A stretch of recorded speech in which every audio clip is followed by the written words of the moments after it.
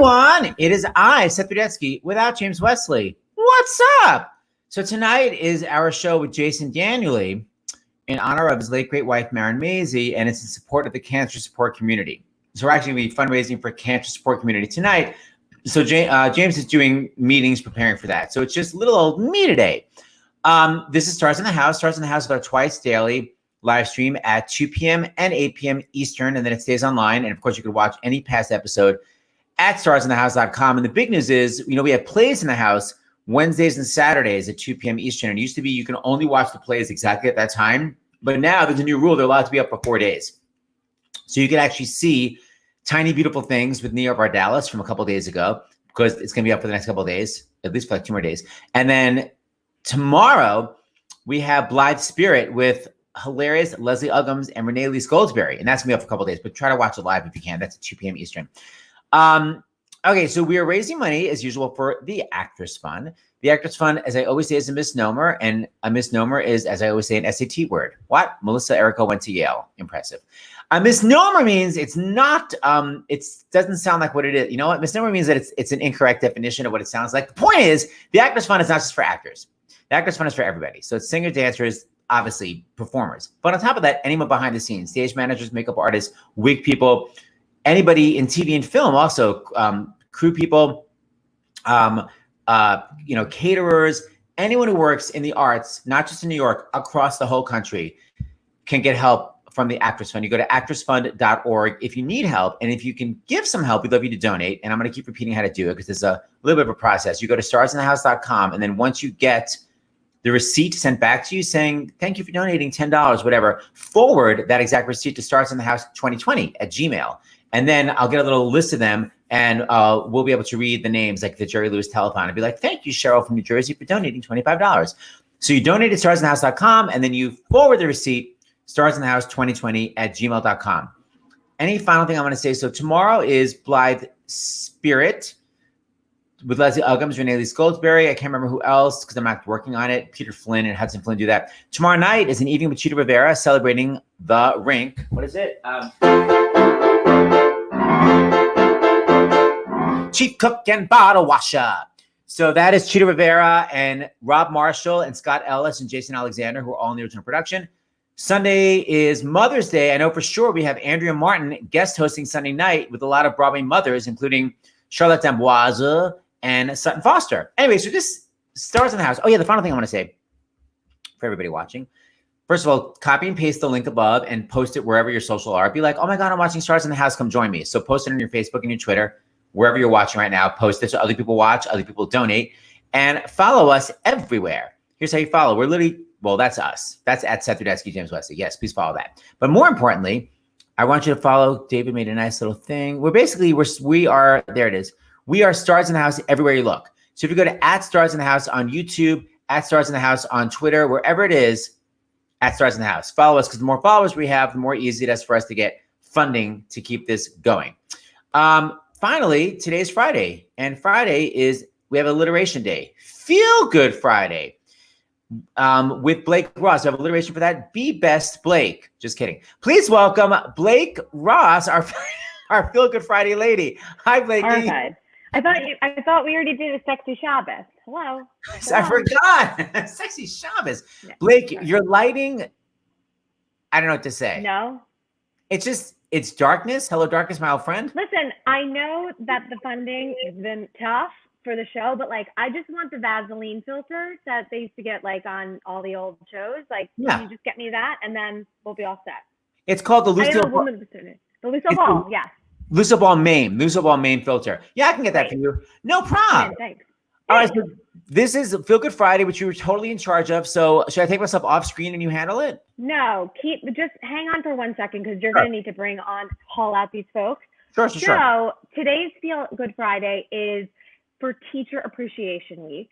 And anybody who has kids at home, like I do, besides wanting to throw yourself off something high, you know that it's been crazy trying to work from home, exist from home, go through this pandemic, but you are now tasked with also being helping your kids get educated. So the education system in this world has been completely thrown upside down, and teachers are Herculean in their efforts already.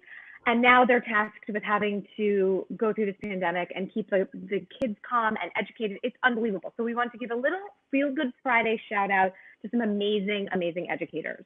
So haul out Allison Stone and Corey Mitchell. They should be on your screen right there. Oh my God. Corey's doing this. I'm so excited. I know Corey. Surprise. Hi, Corey. So Hey, there's Seth, Corey. how are As you doing? know, Corey is, bring out Allison as well. And here's Allison, who I do not know, but I know Corey very well. Hi, Hiya. Allison. So Hi, guys. Corey, right down there, you know, because besides being a musical theater maven at the Northwest School of the Arts, he's also the very first teacher to have ever won a Tony Award in 2015. So shout out to Corey. And over there is Allison. Allison, yep, that's Corey at the Tony Awards. He has something none of us have, Seth, just FYI. I know. I love it. Jealous. Yeah. And Allison is a special education teacher at the McBriar Elementary School in Moorhead, Kentucky. She's also the very first teacher to sit on the Kentucky Board of Education. And she's a bit of a rabble-rouser there in Kentucky. She started Kentucky Teachers in the Know on Facebook, and they now have 20,000 people in your Facebook group. Yes. Yes. So she's an absolute gem of a teacher, trying to overhaul all the stuff that's going on in Kentucky and their education system. But so anyway, Allison, I'll start with you. Our world, as I mentioned, has changed because of this crisis in many ways. And one of the big sectors that has been absolutely overthrown by this has been the education system. Parents are at home trying to assist in the teaching of their children, and teachers are doing their very best to try and figure out very quickly how they can pivot from being in an intimate setting in schools and having to teach their kids over this ridiculous medium. So just tell us a little bit about how you guys in Kentucky have been doing it and how you've kind of gotten up to speed as much as you can to try and teach your kids from an at-home setting like this. Sure. So being an administrator for an online group that has over 20,000 educators from Kentucky in it, I got to kind of see firsthand and witness how teachers have blossomed in this. So the first week or two, it was a lot of posts of questions and please pray for me and somebody help me because I don't know what I'm doing, to literally within the first 3 weeks to a completely different mindset of, hey, I've done this, here, try this, here's a great resource, and everybody just coming together to make the best out of a difficult situation. So, you know, lots of different things happening. We're having teachers that, of course, are using things like Zoom platforms and Google Classroom and things like that, but they're getting so creative. So, you know, we've had teachers of students that are deaf that are going to their homes and they're working from the porch through a glass window to assign to the students so that they get their education that way. And that's going above and beyond. We're having teachers that are, you know, doing parades by their children's homes so that they can see them from a distance, and just as creative as they can possibly be. We're providing lunch to thousands of children, lunch, breakfast, and dinner to thousands of children across our state, because we knew that would be an issue with them being home and lots of people that have lost their jobs. So, you know, our state has absolutely just we've hit this on the ground running with our feet running, our boots on. We're just absolutely doing the best that we can in a difficult situation. And our teachers are rock stars. And I'm here, you know, you're giving great shout outs, but they're the ones, you know, we're all deserving of shout outs, and the parents are being the teachers. So, you know, I kind of feel like they need to be part of this week just as much as we do. Absolutely. And Corey, I mean, arts education is already so much at risk. I can't hear Blake. Oh, can you hear me? Oh, you can't hear Blake, Corey? I can't hear Blake at all. Yeah, sometimes that happens where people like don't hear. So Blake, you asked me the question, I'll ask Corey. Well, I was just going to say, for all of our arts kids out there, I mean, arts has already been at so much risk in this country. And how have the arts been able to, arts educators like Corey, been able to connect with their students during this crazy time? Yeah, Corey, as an arts educator, how have the teachers been able to communicate the arts with their children at this time through like Zoom or whatever the hell you're using? Yes, well, as Allison was saying, everything has moved online. And the difficulty of teaching an intimate art through a disconnected form has been a challenge.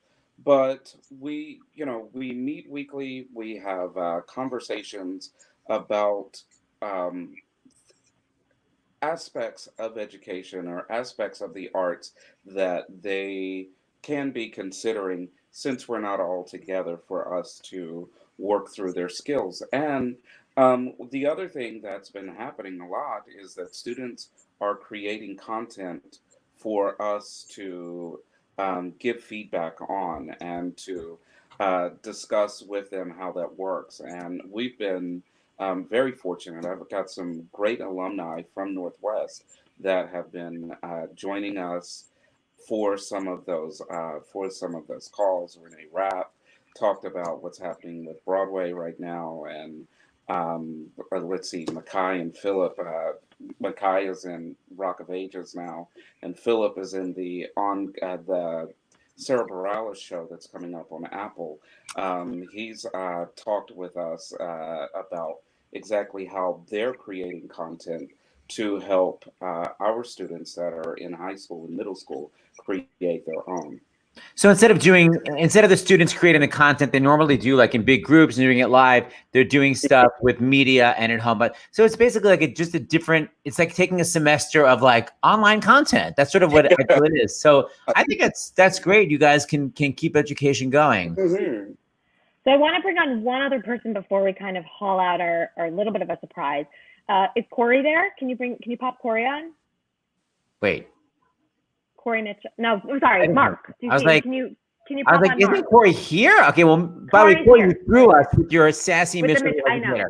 But here is Mark. I'm bringing on Mark. Mark has very cool headphones. 1, 2, 3. Mark. Hello. Mark is repping the 80s with his headphones. But Mark wrote into the show. Mark has been a viewer of Stars in the House and a donator to the Actors Fund. And Mark, he's a drama teacher at the Cordova High School in Rancho Cordova, California. Mark, tell us a little bit about the connection with Stars in the House. And you said one of your former students was recently on. Yes. Well, hi, everybody. And good job trying to keep education going in these crazy times.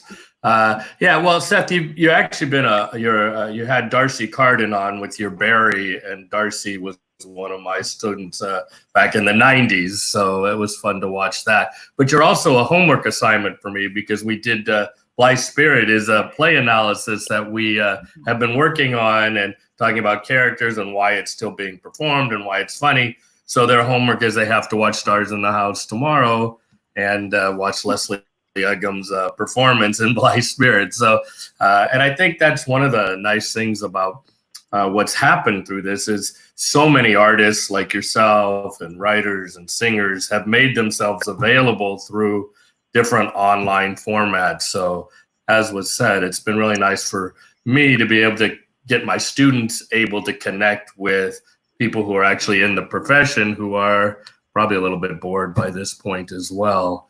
So that's been really nice for us. So you're a homework assignment, Saprodusky. Did you ever think? No, because I never actually did my homework. So it's very ironic that I would be a homework assignment. I was a horrible student. Exactly. Well, I'll share what they write when they finish their reports. I'll share it with you. I don't know about that. By the way, Allison and Corey, you have a question. They want to know what platform you guys are using to teach your students. And I guess also, of course, Mark. What are you guys using? Zoom? Zoom. For the most part, yeah. And Google Hangouts. I use a variety of things. I use Zoom that I meet with some of my students. I also found that my parents were more comfortable in places like Twitter and Facebook that they were more comfortable with. So I created a classroom group on Facebook that just my students and their parents belong to, so that we post assignments, I post videos, I go live there for them and do things. And then I can post homework assignments in the comments, and then they can send pictures of those assignments back to me in that place. So just lots of variety of different things. Bravo. We use StreamYard, but StreamYard is for live streaming. You guys are more limited, so it's smarter to use Zoom and stuff. This is fabulous. By the way, just FYI, shout out to Mark. Mark directed me in a La Cage, San Francisco area. Just saying. All right, Blake, what's the Bringing update? people together. So anyway, we just wanted to, I mean, as Teacher Appreciation Week comes to an end, and there really shouldn't be a week, it should be every single day that we are appreciating our teachers and educators now more than ever. Obviously, you guys are going so far above and beyond just to keep our kids safe and taught, and it's amazing what you guys are doing everywhere, not just the 3 teachers that we're focusing on today. But so we wanted to bring on a mother of 3 and our guest for today, Melissa Errico, who, Melissa, are you there? Yes, 1, 2, 3, Ms. So Errico pop on McEnroe. Miss Errico. Hi, Melissa. So Melissa, you're muted. You have to unmute yourself. You have to unmute yourself. Oh, wait. She just removed herself on the stream. That's hilarious. Melissa has to log back on. So she'll just log back on. You don't want me to sing what Melissa was going to No, dear. By the way, Allison, you're getting shout outs from special ed people. My mom was a supervisor of special ed in New York City, so I know it well. All right, Melissa is back, and she's unmuted. Am I unmuted? Yes. Amazing. For the first time in my life. So Melissa, you have 3 kids, obviously, and you've been homeschooling them all, right? Yes. Tell me what that's been like for you. Well, it in my case, it coincided with my husband getting getting COVID and having to be in the basement all on the same day. It was March 17th when he started getting sick, but he was isolated by March 19th, and that was the last day of school. So it was a tricky month. We had a month of him living in the basement. We live just near the Bronx Zoo, so we don't live far from New York, but we were living in one of the early hotbeds.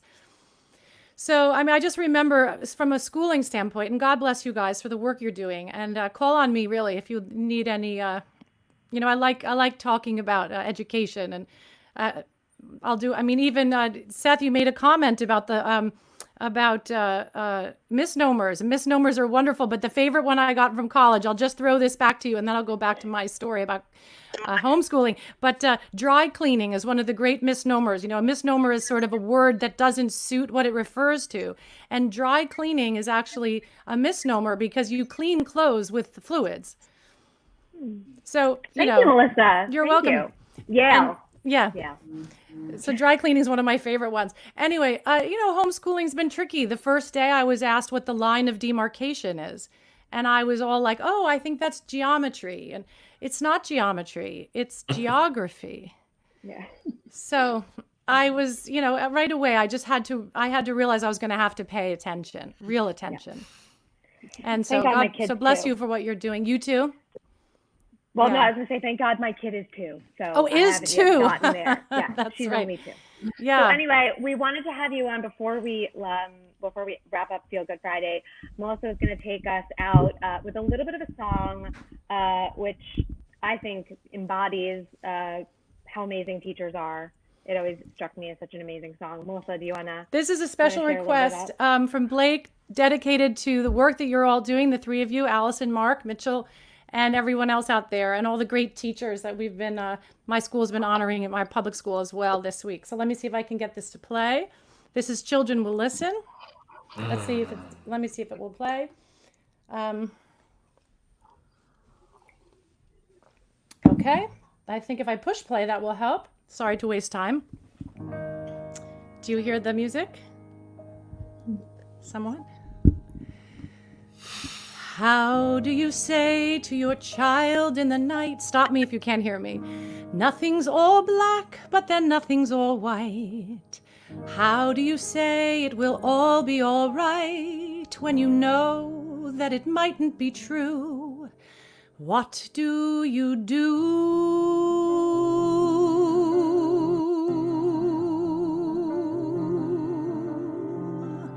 Careful the things you say, children will listen.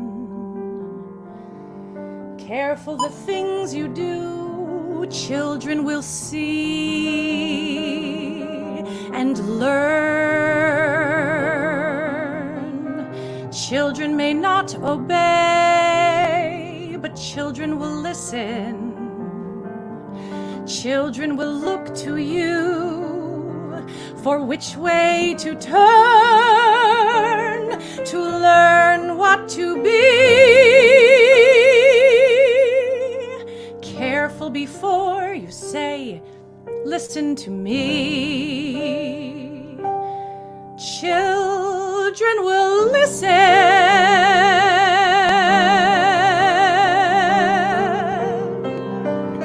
Careful the wish you make. Wishes are children. Careful the path they take. Wishes come true, not free. Careful the spell you cast, not just on children. Sometimes the spell may last past what you can see and turn against you.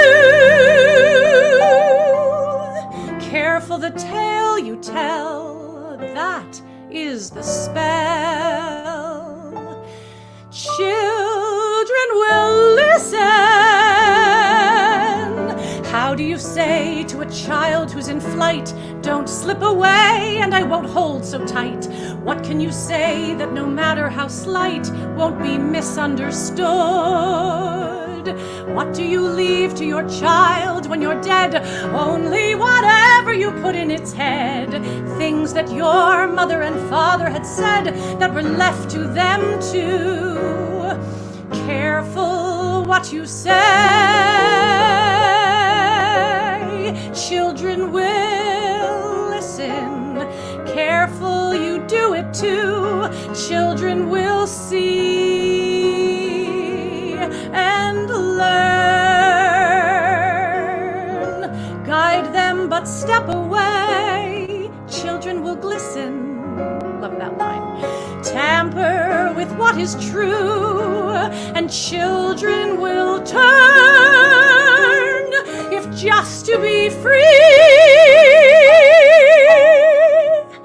Careful before you say, listen to me. Children will listen. Children will listen.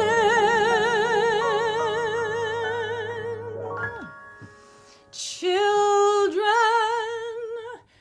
will listen.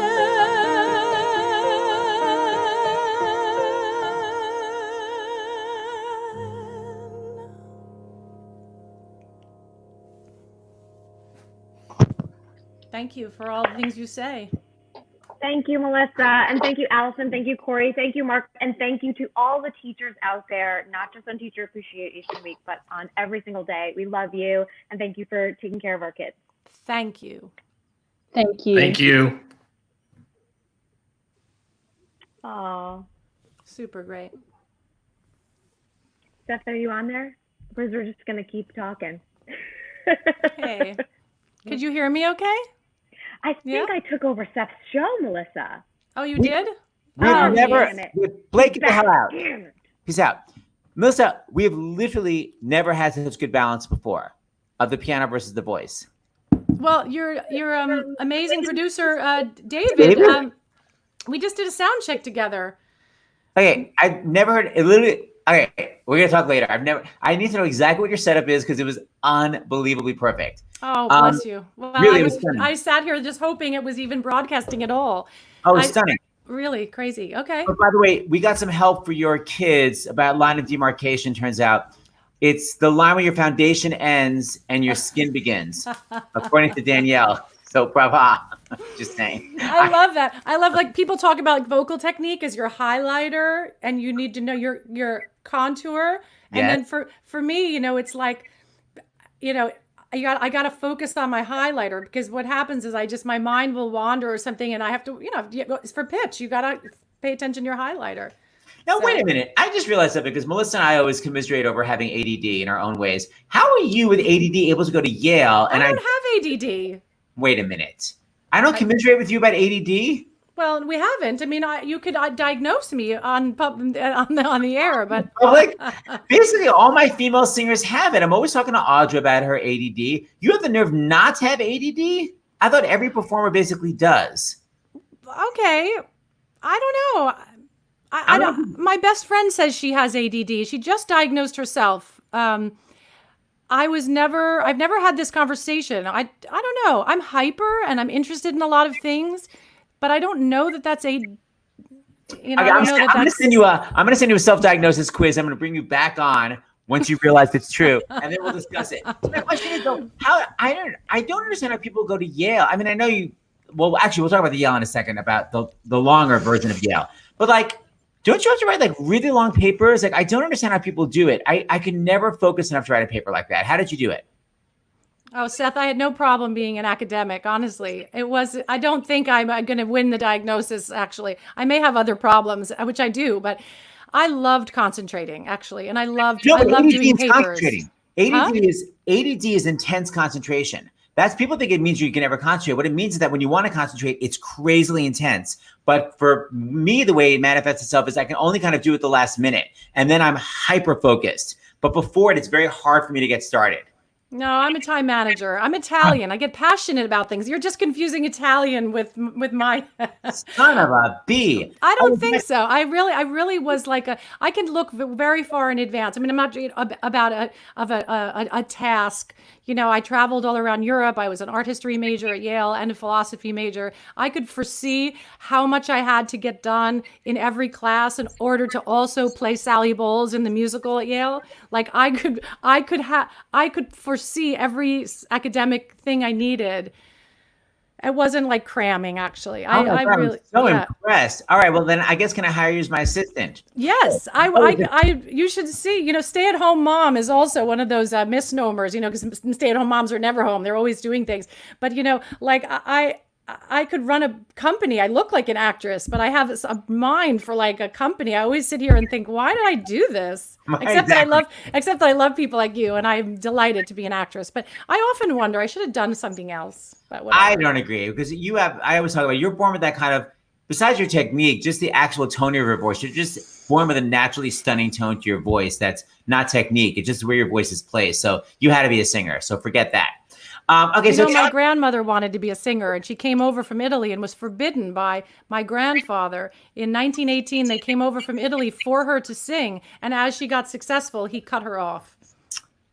No. Yeah. So did your grandmother know that you became successful? Oh, my grandmother was my angel. I used to sit in Les Mis, and at the very end of Les Mis, when I was at in the finale, in the white dress, with the whole company behind me, I used to pray to my grandmother and say, I did it. You see, we're singing.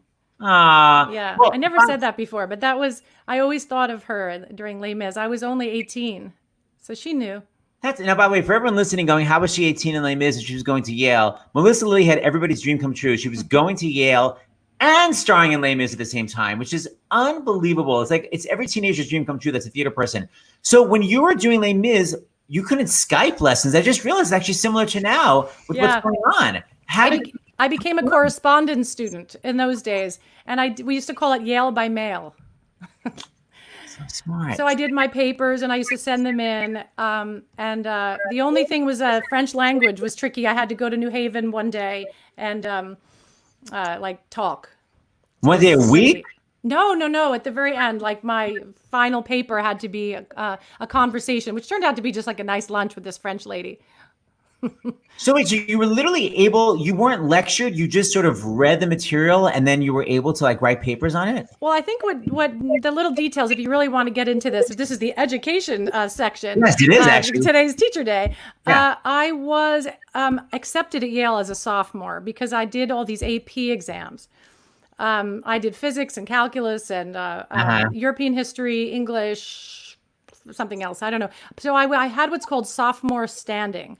I didn't use it because I was excited to be in college. You know, Manuel Feliciano was there, all kinds of great artists that I immediately was smitten with. I was happy to be in college. But right in the beginning of freshman year, sort of in the middle of freshman year, October, November, I started to drive into New York to audition for things. And that's when I famously had an audition planned for the Ringling Brothers Circus. Okay, Howie, if you had gotten that circus, you would have done Yale by mail while traveling with the circus. Were you thinking? I think ahead all the time, Melissa, Errico. Were you literally thinking you were going to be on tour with the circus? Yeah, I mean, I would be on a very different Zoom right now. We'd all be missing our whatever elephants. Oh my God. Okay, so you auditioned. So tell everybody that story. So you went into audition for the circus. I didn't audition for the circus. I actually auditioned for Rhode Island Theater by the Sea.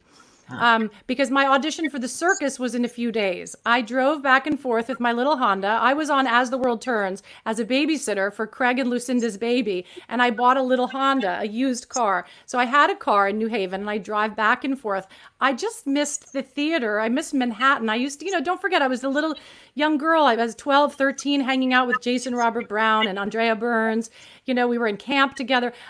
When I got to college, I thought, I miss French Woods. I miss Manhattan. I miss those people. I miss Seth, The minute anytime I wasn't around you, I was like, miss people like you who love it, So I started to drive into the city and use the Backstage newspaper. I had an agent, but, I famously off-road sometimes and find my own jobs. And I looked at the newspaper and I auditioned for Rhode Island Theater by the Sea for George M. And while I was auditioning, Richard J. Alexander saw me in the hall in tap shoes with this Cosette-ish like hair. And he asked the Rhode Island people, could I see her when you're done?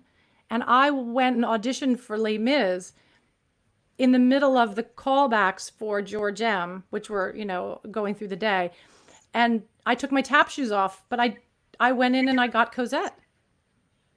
It was crazy. So, and he didn't, it's not like he heard you down the hall. He just thought she looks like the picture of Cosette on that t-shirt. I look like the book. Yeah. I looked like the book. And Richard famously just said, can you sing this? Can you do that? And I didn't know in my life. And he said, can you start in 10 days? And I said, well, I have to drop out of college. I was just auditioning for like a summer show. So I had to go find a payphone in New York City. First of all, I tried to talk him out of it. You have these great singers like Judy Kuhn. I said, my high C is not that good. And he said, well, you should hear some of the things we've cast.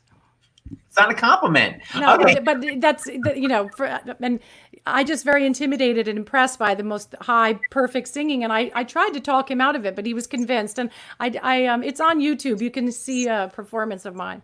As Cosette? 18, yeah. Well, but go back for a second because everybody's freaking out and going, wait, what did you audition for the circus as? Like, they really can't stop asking. So, I was pretty sure that I could stand on an elephant. And I knew that I could hang upside down from a rope with one foot and be spun, like in mixed shapes, because I was really flexible. So they just said we're auditioning anybody for the circus if you have anything you can do, and you were like, I can do that. Well, I thought I had rope skills and elephant. I could walk on an elephant, stand on an elephant. That was part of the description. I think I saved it. If you want me, I could come back one day with the paper. With the actual audition? I love that. Because I used to circle the things that interested me. Yes, of course. We all do that. Yeah. So hold on. So he said, can you start in 10 days?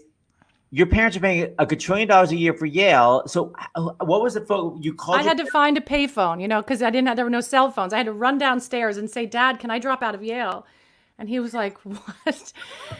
And I said, I want to play Cosette. They just gave it to me. They just said, can you just start in 10 days? That means I have to get to Yale and I have to unpack. I have to pack up my stuff.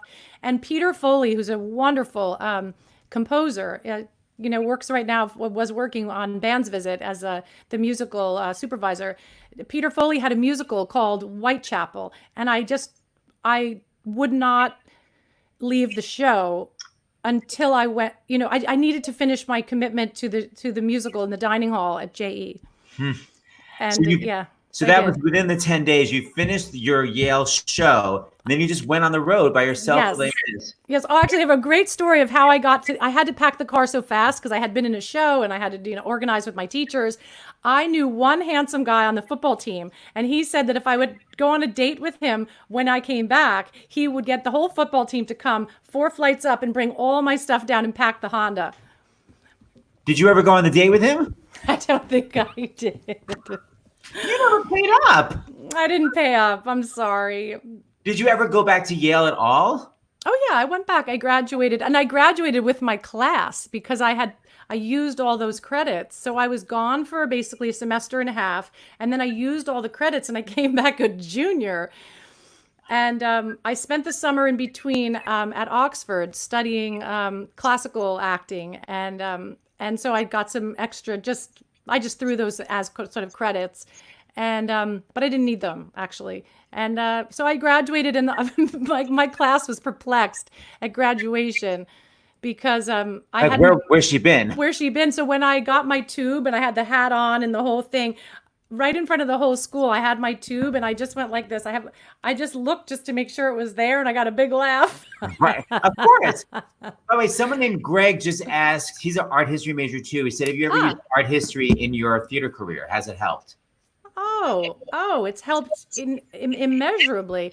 When I did Children in Art the other day on the Sondheim 90th, I was thinking so much about George Seurat and about the meaning of children in art, and to recreate that song in my house, I happen to have right here a portrait of myself younger. And so I realized that just the idea of being immortalized in art would be very powerful for the song. But also I think like that. I think, what does the painting stand for? And I'm sort of oriented, that way. But art history comes in handy with everything, not just when you're doing an actual show about creative genius in painting. I always, when I studied for One Touch of Venus, I used to look at statues of Venus to look at how she behaved and what she was wearing, and Greek myths, to get an idea about Aphrodite. And that Aphrodite is really a very sad person. She really was in love with someone who got killed, and she didn't like her husband, and she had a boyfriend who was a bit of a drag, the god of war.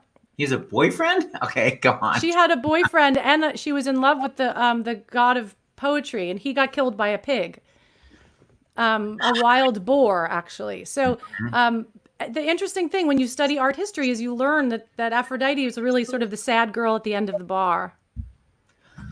Okay.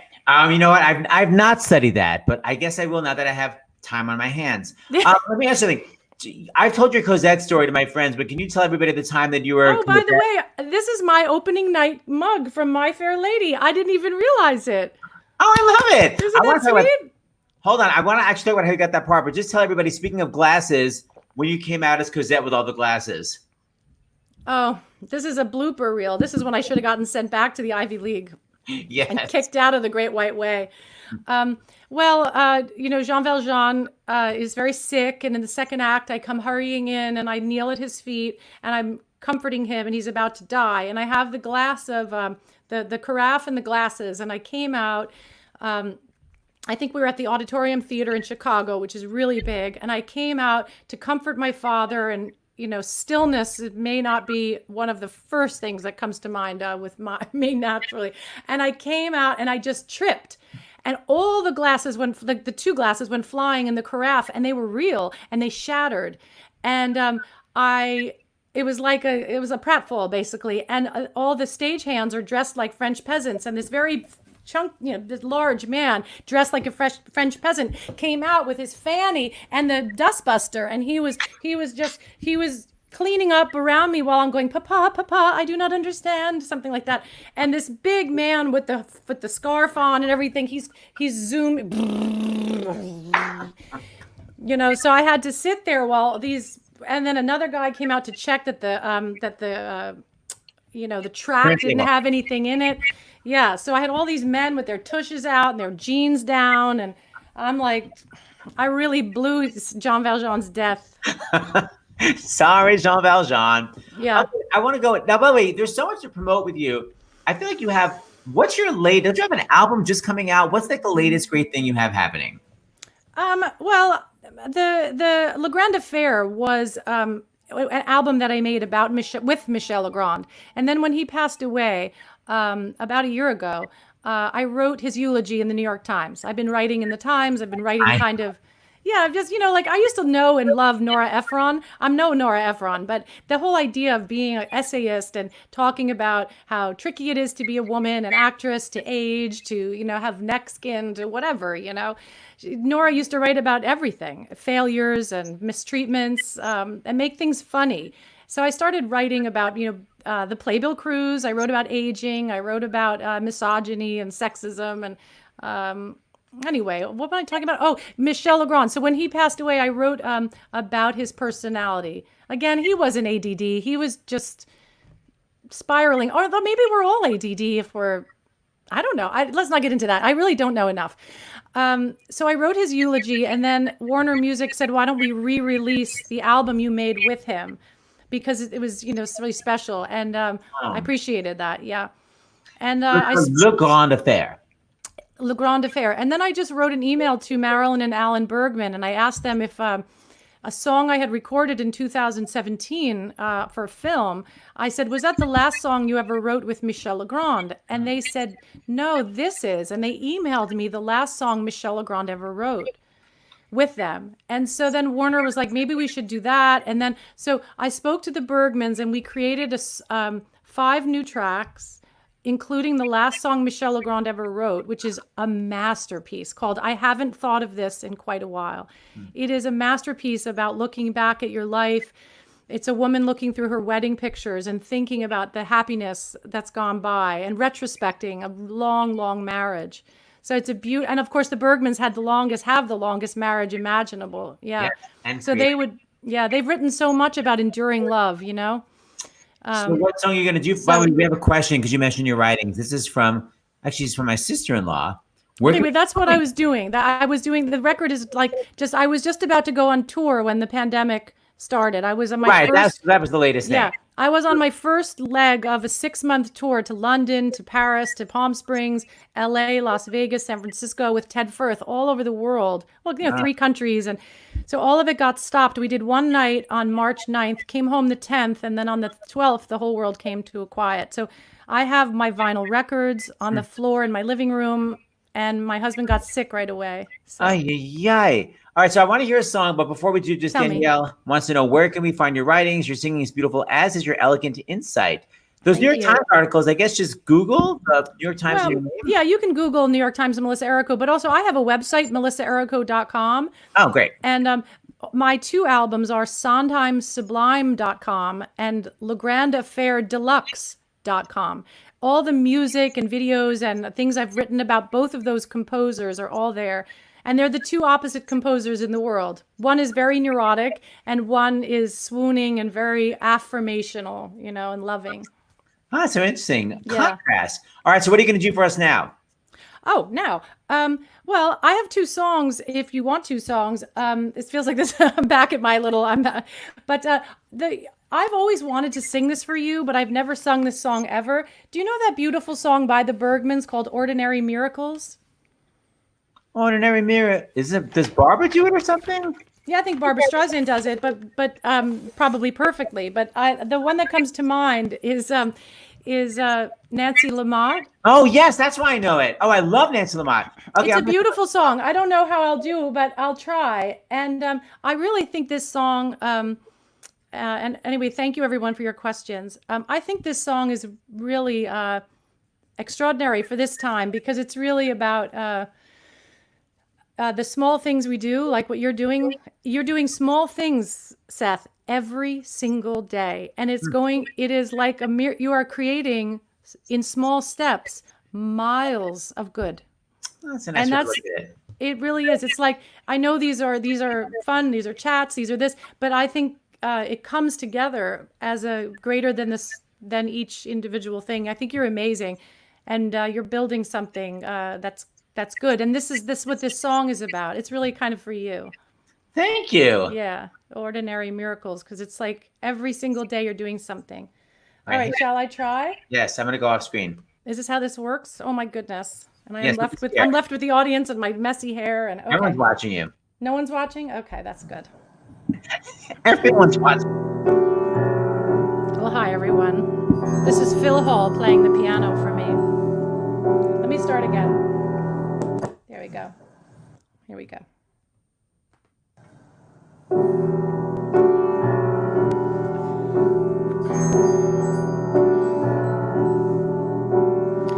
Change can come on tiptoe. Love is where it starts. It resides, often hides, deep within our hearts. And just as begins. Pebbles make a mountain. Raindrops make a sea. One day at a time, change begins with you and me. Ordinary miracles happen all around. Just by giving and receiving comes belonging and believing. Every sun that rises never rose before. Each new day leads the way through a different door, and we can all be quiet heroes, living quiet days, walking through the world, changing it in quiet ways. Ordinary miracles like candles in the dark. Each and every one of us lights a spark, and the walls can tumble and the mountains can move, the winds and the tides can turn. Ordinary miracles, one for every star. No lightning bolt or clap of thunder, only joy and quiet wonder. Endless possibilities right before our eyes. See the way a miracle multiplies. Hope can spring eternally, planted and it grows. Love is all that's necessary, love in its extraordinary way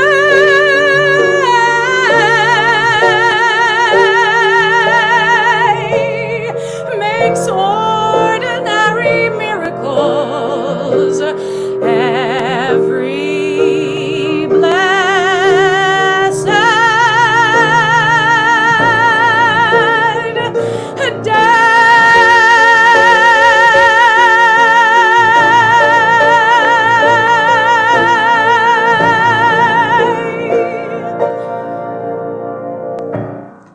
Yes, on the placement. Yes, on everything. Melissa, it's so beautiful. Thank you. God, that's gorgeous. People are loving it. The graciousness of you radiates through and through. Everyone is loving this.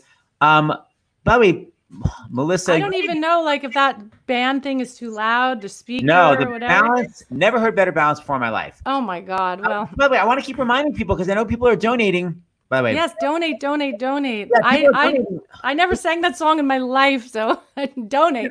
but you got to forward the receipts. People donate, but if you don't forward the receipts, we can't get the list. You got to forward what you get to starsandhouse2020@gmail. So everyone that's donated, just take the extra step, forward it starsandhouse2020@gmail.com. Okay, Melissa, I just want to ask you about My Fair Lady, because the story you told me is like you kind of got it based on like a clunky show you were in. What were you in? I was in my Broadway debut at Circle in the Square, which was directed by the person who created the Circle in the Square, Ted Mann. Wow. And Pat Birch was our choreographer. She's cool. Yeah, these were world-class people. And Anna Karenina was, I think, is a good show, but it garnered some really memorable reviews, like, I thought maybe such and such and such and such were no good, but maybe they could just throw the whole cast in front of the train too.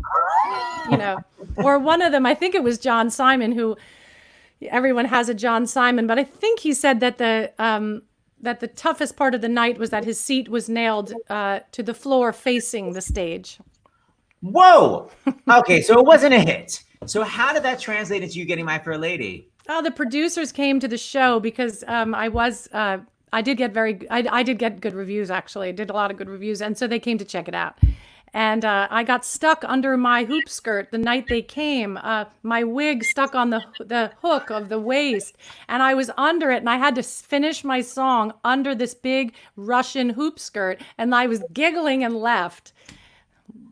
Wait, that's the night they came is when you were The night the Weislers, you know the Weislers. The night the Weislers came was the night that I mishandled my skirt and got stuck and got the giggles. And Well, you still got an audition. I got put into the callbacks, but the callbacks went on for 11. I had 11 callbacks. Oh my God. Were they giving you actual legitimate notes, or was it just you kept coming back and doing the exact same thing? It was like, today we're going to have you with the director. Today we're going to have you act with Richard Chamberlain. Today we're going to have you dance. Today we're going to have you sing again, and we're going to bring in all these girls from Ireland and England and see if you can if you know how you hold up. Today is the LA girls, and we're just going to have you as contrast to see. And I think they felt that because I was 22, which is the same age as Julie Andrews had done it. I think they were. They just think you're so young, And looking back, you probably didn't feel it then, but looking back, don't you think, oh my God, I was so young? I was so young. Looking back, I think a lot of things. I'll just leave it at that. It might have been, I have so much admiration for the business and so much respect, but when you're put in a position of so much responsibility so young, you try hard and you wanna hold your own in a certain way that it's different when you build your way up. And so I think I would have been different and had a different career or perception even if I had been allowed to work as hard as I was willing to work. I just got put into a position of a lot of stress and responsibility young. You didn't begin in the ensemble. You began as Cosette. You didn't do all that ensemble work and then understudying and then getting to a lead. You began. That's scary. It was scary. And then One Touch of Venus, I was so young and I got so much praise and I'm so grateful for it. But it created like a pressure or something.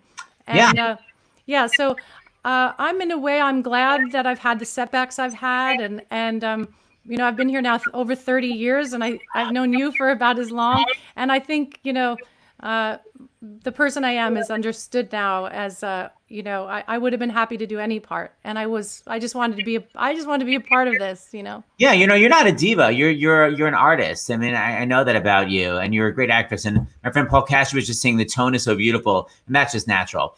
But hold on, talk to me for a second about that really lovely thing the stagehands did for you at My Fair Lady. Oh yeah, that was amazing. Well, I was really changed when I was a young girl by the production of On Your Toes. My parents were sorry to see that my gymnastics career got kind of cut off. I had an injury in my knee, and my mother put me into drama camp. And all in the same year, I went to French Woods for one sort of semester at the end of the year. And the next birthday, they took me to see On Your Toes. And I was so moved by it at the Virginia Theater. Christine Andreas, Lara Teeter, Natalia Makarova. It had everything that I love. It had jazz as well as musical theater. It had tap dance. It was athletic. It was sexy. And I have to say, I do like I don't know what it is. I have a kind of sensual sort of artistic nature. I loved that Slaughter on 10th Avenue, those kicks. Yes. I was done. That was my adolescence right there. I didn't need a man. I just needed to look at that. And I learned what was coming. That was a keyhole to the adult world for me, that one dance. So everything about that. And I talked about that in some of my interviews, that was the most inspirational time. And one day I came into my dressing room at the Virginia Theater, and the stagehands had heard me say that on television. And they found down in the basement the marquee photos that are superhuman size, enormous pictures of Christine Andreas, Lara Teeter, and they filled my dressing room with the outdoor marquee photos from the 80s. They had them in the basement, and my room was full of all my heroes and heroines, and I was undone. That's really kind. How wonderful. Really kind. I was a kid, and they were really kind. You never forget kindness. Did you ever get to meet Christine Andreas and tell her? Oh, yes. Oh, we're great pals. Hi. No, we're great pals. I went to her show just before the pandemic.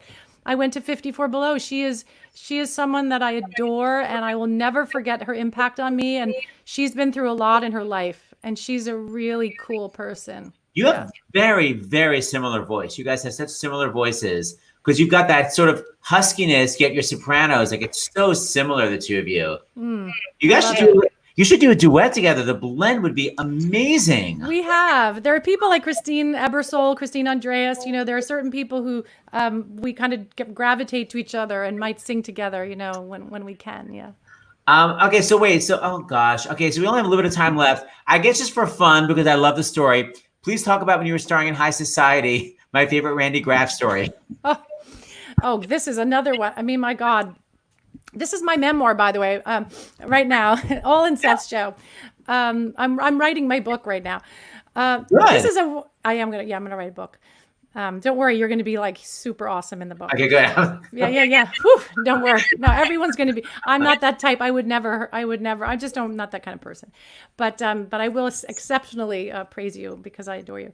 But okay, so in High Society, when the show had the opening number it should have had on Broadway, in San Francisco, where it was a hit, I was standing on a pedestal, and I was the curtain rose, and Tracy Lord was on a pedestal in her wedding dress, and then the nuns.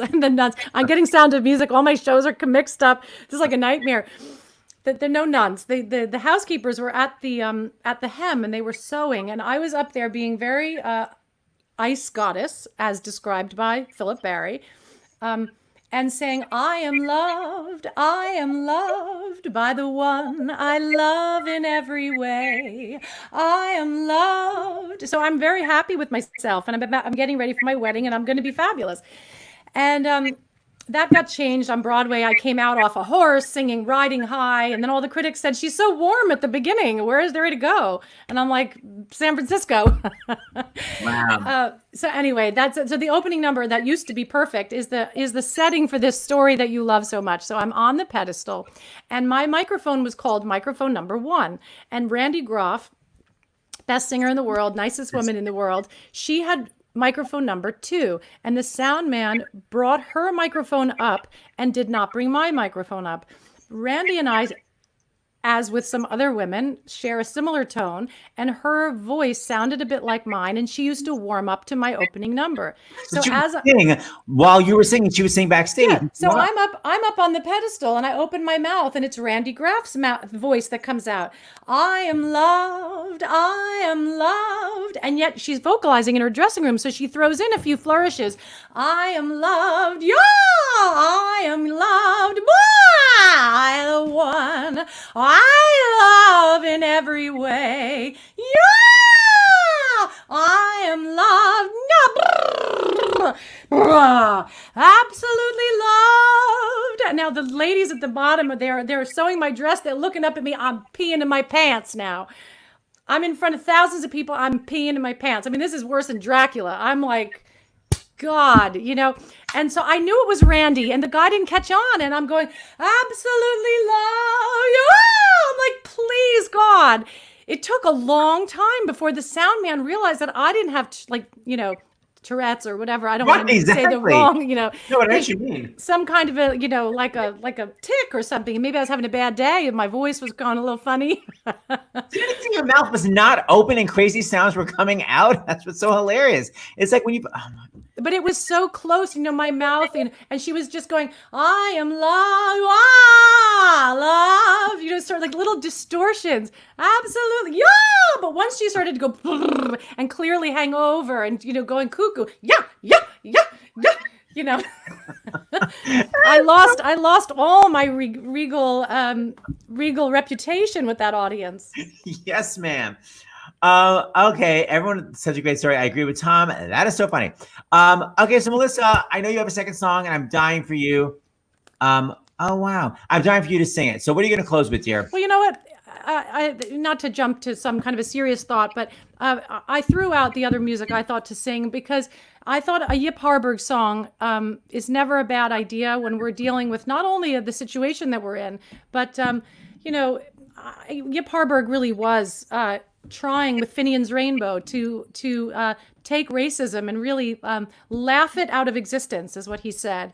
Now Wow. he was called the social conscience of New York, of Broadway. And Finian's Rainbow is the first musical where black and white actors shared a dressing room and were on stage together in 1946. So I realize that this is not politics and I'm not a politician, but Yip Harburg had beautiful fantasies that he wrote about and about equality and decency. And so I thought maybe today would be a nice day to throw a lot of showbiz out the window and remember some of the songwriters who had a real conscience. Yeah, I love that. Oh, that's lovely. Okay, Yeah. I'm gonna leave So you on. let me see if I can find it, because I distrusted all this tech, but you're telling me it's working. So Literally never had better sound. well, that I hope so. I mean, I tried to. I love you, and I want to sing nicely for everyone out there. So It's stunning. All right, I'm bless, going off bless your screen. heart. Okay, bless your heart. All right, so let's find Yip Harburg. This is from Finian's Rainbow, a nice Irish song written by two left-wing Jewish intellectuals. All right. I hear a bird, a glockamora bird. It well may be it's bringing me a cheering word. I hear a breeze, a river shining breeze. It well may be it's followed me across the seas. Then tell me, please,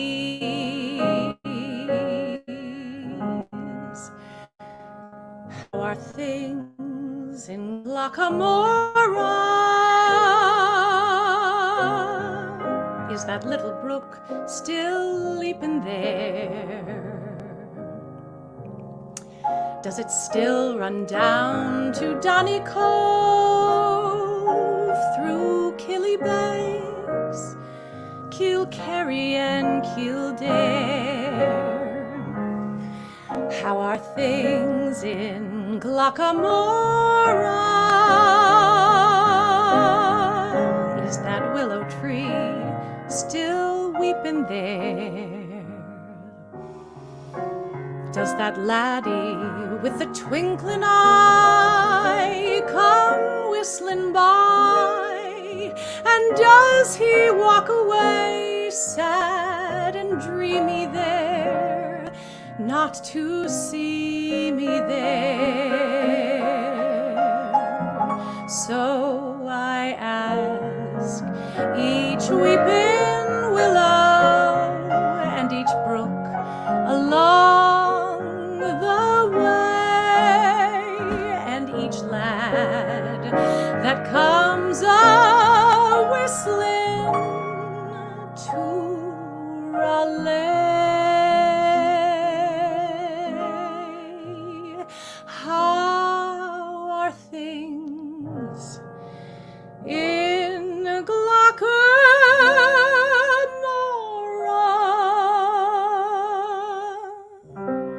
this fine day?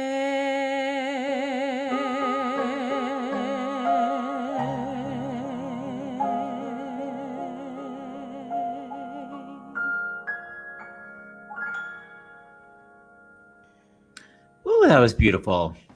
Melissa, How so stunning. yeah. How are things? Not always so good. And by the way, speaking of ice princesses, wait, not that. It was this one. Melted butter. That's nice. I'm melting a lot of things. See? And a lot of cooking references because, of course, you love cooking. All right, Melissa Errico, you have to come back as usual. And everyone's asking about your husband. He's finally on the mend from COVID, right? The month passed and all that, and he did test positive, then tested negative, and I tested negative.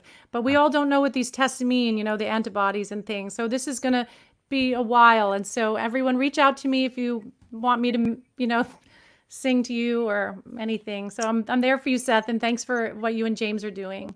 Thank you, Melissa. You're amazing. Tonight is your pal and mine, Jason Daniely, with two other great ladies like you, Donna Murphy and Kelly O'Hara. Oh. All the divas of Broadway. Oh, I know, right? Wonderful. Wow. That's 8 o'clock. Thank you, Melissa. You're amazing. I'm gonna play our final little credits. Hold on. What should I'll play something. Here we go. What should I play? I like how this whole thing unfolds. It's kind of like, it's like the old days of television, Yeah, it's very We're all much. doing the best we can at home. Yes, ma'am. Here's a little, let me see. Bye, everyone. I'll accompany it. Is that little brook still leaping there? You want me to sing with you? Sure. Does it still run down to Donny Cove, through Killybanks, Kilkerry and Kildare? How are things in Glockamora? Is that willow tree still weeping there? Does that laddie with the twinkling eye come whistling by? And does he walk away sad and dreamy there, not to see me there? Wow, that was amazing. We actually made that work. Oh my God. That was live music. I love it. All right, Live thanks, music. Melissa. Bye, everybody. See you later. Bye. And- Wow, that was great.